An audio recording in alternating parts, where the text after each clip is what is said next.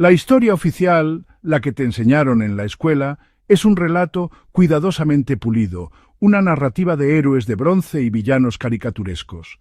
Nos hablan de batallas gloriosas y de una independencia que parece casi predestinada, un cuento de hadas con sabor a pólvora y tequila, pero debajo de esa superficie brillante, bajo las páginas amarillentas de los libros de texto, yace una verdad mucho más oscura, más compleja y, francamente, más perturbadora. Es una historia de sangre, traición y secretos que han sido deliberadamente enterrados, borrados del recuerdo colectivo por aquellos que temen el poder de la verdad. Hoy vamos a desenterrar esos secretos, vamos a arrancar el velo de la conveniencia para enfrentarnos a los fantasmas que aún acechan en los rincones olvidados de nuestro pasado. ¿Qué pasaría si te dijera que una de las masacres más infames de la conquista fue, en realidad, un acto de defensa desesperada? ¿O que la heroína que te presentaron como una simple benefactora era en realidad una maestra del espionaje y el sabotaje, una auténtica espía letal? Estos no son cuentos de ficción, son fragmentos de una realidad que amenaza con reescribir todo lo que creías saber sobre México. Prepárate, porque lo que estás a punto de escuchar te dejará helado. Te hará cuestionar cada monumento, cada discurso y cada lección aprendida. Porque la historia no es un monolito inamovible, es un campo de batalla donde la memoria es el arma más poderosa. Y hoy vamos a armarnos con la verdad. Estos son los 5 secretos prohibidos de la historia de México que nunca, jamás te enseñaron en la escuela. La historia de México que conoces está llena de héroes pulidos y batallas gloriosas. Pero, ¿y lo que ocultan los libros? Hoy revelamos secretos que desafían todo lo que te contaron. La versión oficial nos pinta un cuadro macabro y simple. Los conquistadores españoles, liderados por un Hernán Cortés desconfiado, descubren una supuesta emboscada en la ciudad sagrada de Cholula. Su reacción, nos dicen, fue una masacre preventiva, un acto brutal pero necesario para asegurar su supervivencia. Miles de cholultecas desarmados, incluyendo mujeres y niños, fueron masacrados a sangre fría en cuestión de horas. Cortés, en sus propias cartas, lo justifica como un castigo ejemplar contra la traición. Bernal Díaz del Castillo, su cronista, lo narra con una frialdad que congela la sangre, describiendo cómo en 2 horas murieron más de 3.000 hombres. Pero existe otra versión, una que ha sido silenciada por siglos, plasmada no en papel español, sino en la tela de los aliados de Cortés, los tlaxcaltecas. El lienzo de Tlaxcala cuenta una historia radicalmente diferente. No muestra a cholultecas indefensos, sino a guerreros armados, listos para el combate. Según esta poderosa evidencia visual, la matanza no fue un ataque sorpresa contra civiles, sino una batalla campal, una respuesta defensiva de los tlaxcaltecas y españoles contra un ejército que se preparaba para aniquilarlos. ¿Por qué se ha privilegiado la versión de los conquistadores sobre la de sus propios aliados indígenas? ¿Fue una masacre cobarde o una defensa desesperada? La verdad, como siempre, es mucho más aterradora que la ficción. En los libros de historia, Leona Vicario es recordada como la dulce madre de la patria, una mujer adinerada que financió la causa insurgente con su fortuna. Una figura casi pasiva, una benefactora romántica. Pero esta imagen es una mentira, una caricatura insultante que oculta a una de las operativas de inteligencia más brillantes y peligrosas de la Guerra de Independencia. Leona no solo daba dinero, construyó y dirigió una red de espionaje sofisticada en el corazón mismo del poder virreinal. Utilizando seudónimos y códigos secretos, interceptaba correos, reclutaba a simpatizantes dentro del ejército realista y contrabandeaba armas y medicinas para los rebeldes. Su audacia era legendaria. Fue descubierta y arrestada en 1813, encerrada en el convento de Belén y sometida a intensos interrogatorios. Jamás delató a un solo cómplice. En una de sus cartas desafiante, escribió: «Confiese usted que no solo el amor es el móvil de las acciones de las mujeres». Antes de que pudieran sentenciarla, un comando insurgente, disfrazado de soldados realistas, asaltó el convento en una operación digna de una película y la rescató dramáticamente. No era una simple benefactora, era una estratega, una saboteadora, una espía que arriesgó todo, no por amor a un hombre, sino por la feroz convicción de ver a su patria libre. La historia oficial la domesticó, pero sus acciones gritan la verdad de su poder. Cuando el Segundo Imperio Mexicano se derrumbó en 1867, Maximiliano de Habsburgo fue capturado y fusilado en el Cerro de las Campanas. La historia oficial cuenta que el tesoro imperial, una fortuna en oro y joyas, simplemente desapareció. Se culpa a los generales republicanos, a la confusión de la guerra, se tejen leyendas sobre cofres enterrados que nadie ha encontrado jamás.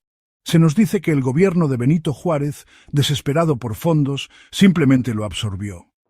Pero esta explicación conveniente omite un detalle crucial, una pieza del rompecabezas que apunta a un ladrón mucho más poderoso y sorprendente, los Estados Unidos. Recientemente han surgido pruebas que cambian por completo la narrativa. Monedas de oro, acuñadas con el sello del Águila Republicana Mexicana, y la fecha 1867, han sido descubiertas en bóvedas de bancos estadounidenses. ¿Cómo es posible? ¿Si la Casa de Moneda de México no tenía oro para acuñar en ese año? La evidencia sugiere un pacto oscuro. El gobierno de Juárez, para asegurar el apoyo logístico y militar de Estados Unidos contra los franceses, habría entregado el tesoro de Maximiliano como pago. El oro nunca se perdió, fue el precio de la victoria. El tesoro imperial no fue robado por generales corruptos en el caos de la guerra, fue sistemáticamente transferido al norte, un secreto de Estado que reescribe la verdadera naturaleza de la ayuda estadounidense. La historia de México nos enseña que, tras la conquista, los pueblos indígenas fueron subyugados para siempre. Pero en la península de Yucatán, la historia fue muy diferente. En 1847, hartos de la opresión y la explotación, los mayas se levantaron en armas en un conflicto conocido como la Guerra de Castas. Pero esto no fue una simple revuelta, fue una guerra de liberación que tuvo un éxito aterrador para el gobierno mexicano. Los rebeldes mayas, inspirados por la profecía de una cruz parlante, crearon un estado teocrático militar independiente llamado Chan Santa Cruz. Este estado maya no solo resistió, sino que derrotó repetidamente al ejército mexicano. Crearon su propia capital, su propio gobierno y su propio ejército, tan formidable que incluso obtuvieron reconocimiento y armamento del Imperio Británico a través de Belice. Durante más de 50 años, una nación maya soberana existió en el corazón de lo que México reclamaba como su territorio. La historia oficial minimiza este hecho. Lo trata como una simple rebelión regional. La verdad es que México perdió el control de una parte significativa de su país durante medio siglo ante un estado indígena independiente y poderoso que solo fue finalmente sometido por la fuerza en 1901, aunque la resistencia continuó hasta 1935. Este es quizás uno de los secretos más oscuros y recientes. Un capítulo que la élite académica de México preferiría que olvidáramos para siempre. Entre las décadas de 1950 y 1960, en los pasillos de la prestigiosa Universidad Nacional Autónoma de México, se llevaron a cabo una serie de experimentos psicológicos profundamente antiéticos. Los sujetos de estudio no eran voluntarios, sino niños huérfanos, pequeños de entre 2 y 4 años, provenientes de orfanatos de la Ciudad de México. Los investigadores querían estudiar los efectos de la privación afectiva y el desarrollo cerebral. Los archivos de estos estudios, detallando los procedimientos y los nombres de los niños, desaparecieron misteriosamente durante décadas, convenientemente perdidos en los archivos de la universidad. No fue hasta hace pocos años que una investigación periodística tenaz logró redescubrirlos, sacando a la luz una verdad espeluznante. Uno de los sobrevivientes, ahora un hombre mayor, testificó cómo lo recordaba. Éramos como ratas de laboratorio para ellos. La institución, que debía ser un faro de conocimiento y ética, utilizó a los niños más vulnerables de la sociedad como material de experimentación. Un pecado que fue deliberadamente ocultado bajo capas de burocracia y silencio cómplice durante más de medio siglo.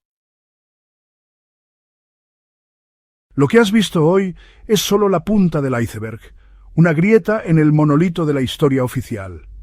Cada uno de estos secretos revela una verdad incómoda, que la historia no es un relato de buenos contra malos, de blanco y negro. Es un lienzo manchado de sangre, de ambición, de traiciones inconfesables y de luchas desesperadas que fueron borradas porque no encajaban en el cuento heroico que nos querían vender. Nos demuestran que detrás de cada héroe hay sombras y detrás de cada victoria un precio oculto que alguien más tuvo que pagar. ¿Por qué se esfuerzan tanto en ocultar estos pasajes? ¿Por qué nos dan una versión simplificada y mutilada de nuestro propio pasado? La respuesta es tan simple como aterradora, porque quien controla el relato del pasado ejerce un poder absoluto sobre el presente y el futuro. Una población que desconoce las complejidades y las injusticias de su historia es una población más fácil de manipular, más dócil. Borran estas verdades porque una ciudadanía crítica, que cuestiona y que conoce los pecados de sus antepasados, es el mayor enemigo de cualquier poder que se basa en la mentira. Pero la verdad, como un fantasma, siempre encuentra la forma de volver. Y hay muchos más fantasmas esperando. La historia no ha terminado de contarse.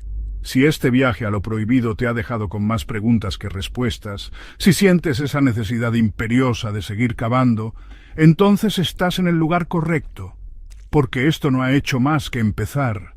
Si quieres la parte 2, donde revelaremos el pacto secreto de Porfirio Díaz con el Ku Klux Klan y la increíble historia de la princesa azteca que llegó a gobernar España, suscríbete ahora mismo y activa esa campana de notificaciones. No querrás perderte lo que viene. Coño. La historia no es blanca o negra, es sangre, traiciones y luchas ocultas. ¿Por qué borran estos pasajes? Porque quien controla el pasado, controla el presente.